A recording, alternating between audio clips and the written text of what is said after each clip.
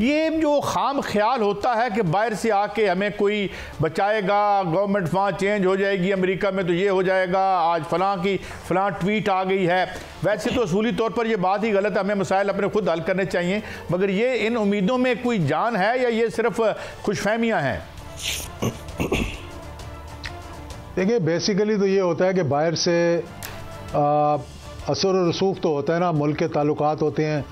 अगर कोई मुल्क आकर के, जैसे कि नवाज शरीफ साहब जब जेल में थे तो सबसे पहले जो उनको मिलने के लिए आए थे वो कतर के वज़ीर ख़ारजा थे, जो बाद में वज़ीर आज़म बन गए, और शेख जासिम साहब जिनका नाम उस ख़त के अंदर भी आया, अगर आपको याद हो, जो ख़त लिखा गया था सुप्रीम कोर्ट में उसके दौरान।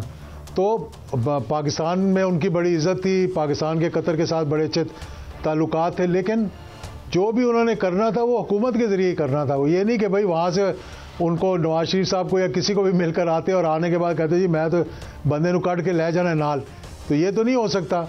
इसी तरह से सऊदी अरेबिया के साथ ताल्लुकात है। लेकिन मैं देखें, ये एक बड़ी सिंपल सी बात आपको बताता हूँ। जी। बात यह है कि जब जिसने मुज़ाकरात करने हैं उसने खुद जब फैसला कर लिया तो मुज़ाकरात ही मुज़ाकरात होंगे और बड़ी आसानी के साथ तय भी हो जाएंगे। इससे ज़्यादा मुश्किल में मैं ये बार बार कह चुका हूँ कि नवाज शरीफ साहब थे जिनकी एक डायरेक्ट कन्फ्रंटेशन हुई थी उस वक्त के चीफ ऑफ आर्मी स्टाफ के साथ, जिनको निकालने की कोशिश की गई, लेकिन वो बच गए और हुकूमत ख़त्म हो गई। अब इससे ज़्यादा कन्फ्रंटेशन क्या हो सकती थी कि आमने सामने आ गए थे। सर, अगर मुज़ाकरात नहीं होते तो जनरल फैज़ का जो है वो एक ट्रायल हो रहा है, और ये भी कहा जा रहा है कि उसमें जनरल फैज़ ने जो बताया है या उन पर जो चार्जशीट की गई है और उसमें बानी पीटीआई का भी नाम आ रहा है। क्या आप समझ रहे हैं कि अगर मुज़ाकरात नहीं होते और इस तरफ मामला डेड लॉक पर ही रहता है तो क्या आप उनको उनके साथ ट्रायल जो होता हुआ नज़र आ रहा है? देखिए, अभी वो तो उसके बारे में इतना सबको पता नहीं है। जो बात मैं कर रहा था, मैंने कहा कि जब सारे लोग आ रहे थे उस वक़्त नवाज शरीफ साहब को ले जाने के लिए, जब तक उन्होंने खुद फैसला नहीं किया, जब तक कोई मामला तय नहीं हुआ, और जब उन्होंने फैसला कर लिया तो एक माह के अंदर अंदर वो सऊदी अरेबिया चले गए थे। तो इस तरह मुज़ाकरात जिसके साथ करने हैं, जब तक वो अपना ज़हन नहीं बनाएगा तो मेरे कहने से या किसी और के कहने से तो कोई फ़र्क नहीं पड़ेगा। दूसरी बात जो आपने की है, ये ट्रायल बड़ा एक अहम ट्रायल है पाकिस्तान की तारीख़ में। मतलब माजी में भी होते रहे हैं इस किस्म के ट्रायल। मुजीबुर रहमान साहब का हुआ जो अगरतला केस था, उसके बाद दूसरा हुआ जो जुल्फ़िकार अली भुट्टो के ख़िलाफ़ एक बगावत होने लगी थी, अटक केस जिसको कहते हैं, जिसमें मेरे वालिद जो थे वो प्रिजाइडिंग ऑफिसर थे और बहुत बड़े बड़े पाकिस्तान के असम ज़फ़र साहब जो थे वो रिप्रेजेंट कर रहे थे दूसरी साइड को। तो ये सारे केस, लेकिन ये केस जो है ये थोड़ा सा इसका एक पॉलिटिकल एंगल बीच में आ गया, इसलिए ज़्यादा लाइमलाइट में केस आ गया। पॉलिटिकल एंगल तो उनका भी था, अटक केस का बड़ा पॉलिटिकल एंगल था। तो ये भी एक सीरियस मसला मैं समझता हूँ कि प्री रिटायरमेंट और पोस्ट रिटायरमेंट अगर उनका कोई ऐसा किरदार था जो कि आर्मी एक्ट के ख़िलाफ़ था या किसी वजह से उसमें कोई इन्वॉल्वमेंट नज़र आए कि उनके कई राब्ते थे इस किस्म के, तो लाजिम बात है कि वो ट्रायल पर आगे चलेगा। अच्छा एजाज़ुल हक साहब, एक और जैसे कहते हैं ना कि पॉलिटिक्स नोज नो ग्रेटिट्यूड, आपके वालिद मोहतरम का एक रोल था बहरहाल तारीख़ में, जिसे हम जो है वो कभी भूल नहीं सकते। तो आज ख्वाजा आसिफ साहब का एक बयान आया कि जी वो हमें अफ़गान जहाज़ ने $600 बिलियन का नुकसान पहुँचाया। अब ये तमाम लोग, इनकी तमाम जो पॉलिटिकल जो है लॉन्चिंग है या जो आए थे, ये तो जनरल साहब ही लेके आए इनके वालिद मोहतरम को। तो ये इस बयान को आप कैसे देखते हैं और would you like to react to it? देखिए, अफ़गान जहाद के दो हिस्से थे। एक हिस्सा था 1979 टू 1986, दूसरा हिस्सा था वो जो शुरू हुआ जब अमेरिका ने वहाँ पर जो है वो इंटरवेंशन की। और ये जो मुल्क के अंदर जो इकोनॉमिक लॉस हुआ, जो टेररिज्म यहाँ मुल्क के अंदर हुआ, ये वो हमारी अपनी पॉलिसीज़ की कमज़ोरी की वजह से था।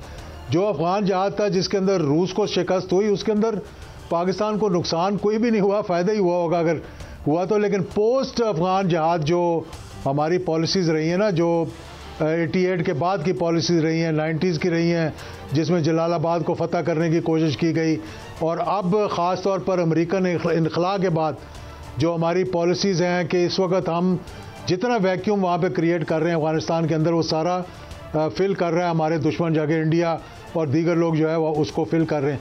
तो नुकसान अगर हमें इकनॉमिक हुआ तो उस दहशत गर्दी की जंग के दौरान हुआ, जो पाकिस्तान के अंदरूनी दहशत गर्दी थी, जिससे हमारे 80,000 लोग शहीद हुए और हमें बिलियंस ऑफ रुपीज़ का जो है और डॉलर्स का जो है वो इकनॉमिक हमें नुकसान हुआ। तो उसकी वजह ये नहीं थी कि वो अफगान जहाद पे हम सारा इल्ज़ाम लगा दें, उसकी वजह ये थी कि हमारी अपनी पॉलिसीज़ ठीक नहीं थी और अभी तक हम वो जंग लड़ रहे हैं जो कि हमारी अपनी कमज़ोरियों की वजह से शुरू हुई। वह यू थिंक अच्छा, और मैं फाइनली आपसे दोबारा आता हूँ ज़रा पॉलिटिकल इशू पे। ये जो फैसल वावडा साहब का बड़ा एक रजायत भरा या ऑप्टिमिस्टिक ट्वीट आया, पता नहीं आपकी नज़रों से गुजरा या नहीं गुजरा, वो भी यही कह रहे हैं कि जी सूनर देन लेटर जो है ये सारे इशूज़ रिजॉल्व होंगे, क्योंकि पूरी कौम देख रही है और एक सूली पे लटकी हुई है इस सारी माजाराई की वजह से। मैशत का हाल आपके सामने है, तो do you see any light at the end of the tunnel? There is never total darkness at the end of the tunnel. There is always a light at the end of the tunnel. I think there is a realization. लोग इस बात को realise कर रहे हैं, लेकिन देखें मसले का हल ये नहीं है कि आप चैलेंज करें स्टेट को। देखिए ये पहली दफ़ा पाकिस्तान की तारीख में हुआ है कि पॉलिटिशियंस अगेंस्ट पॉलिटिशियंस रहे हैं, और ये पहली दफ़ा हुआ है कि politicians against the state, basically against the state when I से अगेंस्ट द इस्टेब्लिशमेंट। पाकिस्तान की तारीख में इस तरह की नौयत की महाजराई इससे पहले नहीं हुई कि अगर आप सिविल नाफरमानी की भी कॉल दे रहे हैं तो वो भी इस्टेब्लिशमेंट के ख़िलाफ़, अगर आप महाजराई कर रहे हैं और इल्ज़ामात लगा रहे हैं तो भी इस्टेब्लिशमेंट पे, और अगर आप तकरीरें कर रहे हैं कि अब हम असला लेकर आ रहे हैं और असले का जवाब असले से देंगे, तो इस तरह से मतलब there is a light at the end of tunnel, लेकिन the behaviour has to be changed. जनाब एजाज उल हक साहब सीनियर सियासतदान हमारे साथ थे। Thank you very much for guiding us, thank you very much for enlightening us on these important issues. एक break की तरफ बढ़ते हैं, मगर बहरहाल उम्मीद का दामन तो हाथ से नहीं छोड़ना चाहिए, और ये जो एक है कज़िया, इसको किसी तरफ तो लगना चाहिए, क्योंकि असल मसले तो इसके बाद हैं, जो मैशत है, यहाँ का सोशल सेक्टर है, यहाँ के जो पोलिटिकल जियो पोलिटिकल सिचुएशन है, दुनिया में जिस तरीके से रियासतों का मेल्ट डाउन हो रहा है, इसमें हमने कैसे बिहेव करना है और बचना है, ये बड़ा ज़रूरी है। एक ब्रेक के बाद हाजिर होते हैं और बहुत से इश्यूज़ हैं। IPPs में बर्फ गिरती है तो बेचारे मुसलमानों पर, चलो छोटे छोटे लोगों को भी पकड़ लें, मगर असल बड़ी मछलियाँ नहीं पकड़ेंगे तो क्या होगा। खबर लेंगे जनाब मियाँ शाहिद साहब से, हमारे साथ रहिए।